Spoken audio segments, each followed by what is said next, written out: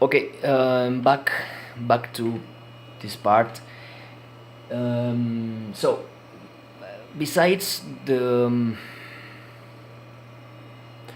I think I look more centered here. One of the things you have to do also is trying to reach out for events. GDC, E3, but it's unaffordable for us. Taking a plane and going there and just uh, going here and there with a laptop showing the game. It's like very annoying, and hiring space in stuff in places like this, it could be very expensive. Not to mention the flight tickets. So you have to look to places near about around you. It sounds logical what I'm saying, but I know developers that just isolate absolutely in their rooms, and just expect the magic to happen because they're making a good game, and that magic will never happen because you have to make things happen. So you have to reach out for local events and in your place and on maybe in near cities, and well, apply and try to show. For example, we did one in we attended an event in last year. It was called Game Lab, which is an event, a summit from Barcelona. And well, it was a very fun experience, a big experience, because people was the first time playing the game, and it was a fun experience. We got feedback, and it's an unbelievable experience seeing people besides you playing your game. You see their reactions, you see how much they want to try again when they die, and they die again and try again, die and try again. And you see they are frustrated, but you see they want to beat it. So that's very important. And if you see that people abandon your game in events very easily, you have something wrong in your gameplay core and mechanics. So you have to adjust. So that feedback, that face-to-face feedback, it's absolutely important.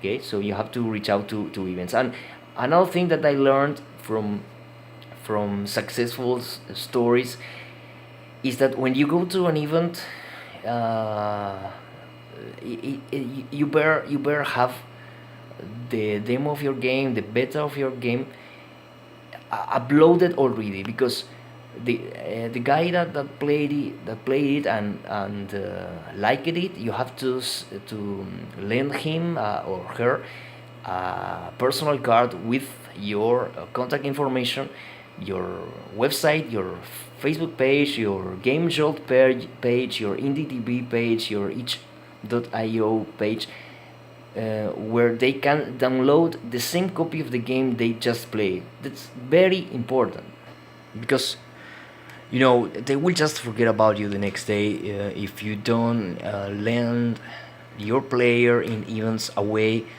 to play your game. There are just like 50 games uploaded into Steam daily. There are maybe 100 or more games uploaded into Google Play, uploaded daily. So you really have to make all the necessary marketing efforts, um, to to have your game, some communities and hype created before the launch day and the launch week. And it's again, it's very important that you attend events, and you have people be able to play your game. So when they are at home. So basically, again, I'm not trying to give you much tips about how to successfully market or sell your indie game, because I'm not into that stage yet. So all I can tell you about is all the struggles and difficulties that you will going to face being an indie game developer. And if you're new to this, and if you're trying to make a career change, and if you are young enough and motivated enough to start developing games, I couldn't encourage you more, but also warn you that it's not going to be easy. Okay, so basically, one of the struggles you will find the most is time. So you have to work maybe 8 hours a day. Well, in my case, for example, I make some software development for customers and stuff, and maybe I don't spend 8 hours a day developing for customers, but there are maybe 2 or 3 days in a row that I can't just touch the game because I have to focus in work for my customers, which are those who at the end of the day pay my bills and put food on my table. So the first time you have to do is try to be organized and be motivated enough to complete your day job and sit for 3 4 hours daily to work in your game. Also, well, you have a family, you may have kids or not, and there's a lot of distraction too, which for example, you can avoid working from home if your home is a source of distraction, as it happens in my case. I can work in the morning and in the night when my kids are well, either sleeping or at school. But for example, I bought a laptop recently, and I go into the some sort of attic in the top, in the roof, and well, as there are some hours a day in the day that I go there and just isolate myself from the world because my kids are a source of distraction. I just love them, but they are not very much suitable for to make games, in terms of concentration. So you have to really optimize and do whatever it's at your hand to try to progress in your game. Uh, another problem you have is the store saturation, which I just described, what you have to do to try to overcome that, which is creating hype, creating community, and having reviewers and streamers do the job for you in that aspect.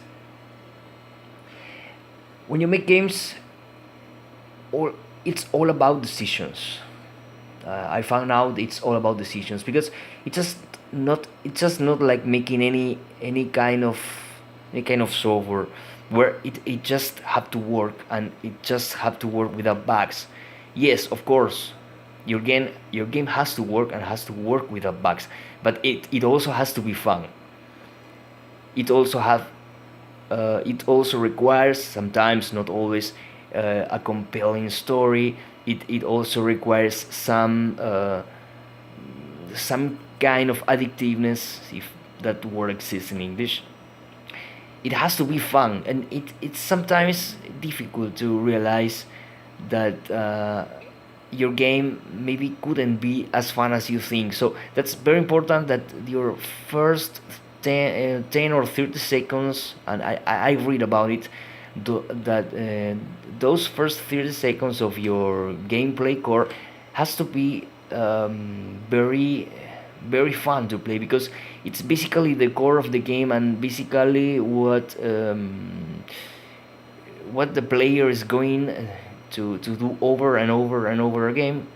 So if the core stuff of your game is not fun to play, I doubt that adding just some sounds and some graphics is going to save your game, or all the marketing that you could do. So it's very important that the core gameplay is absolutely fun, smooth, and fun to play and addictive. It's very important.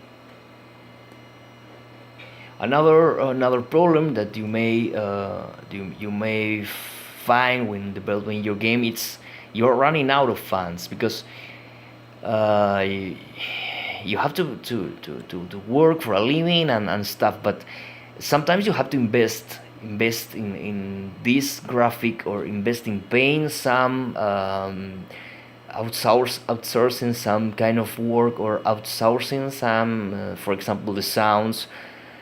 Well, you need money for that. You need at least, well, you list money to you need money to upload to Steam Direct. You need money if you want to make the game for Switch, and you have to buy the development kit for Switch. So you need savings, you know. So one of the things you will find most of the time that can ruin your game is money, because money rules everything, we like it or not. Well, third part in a moment.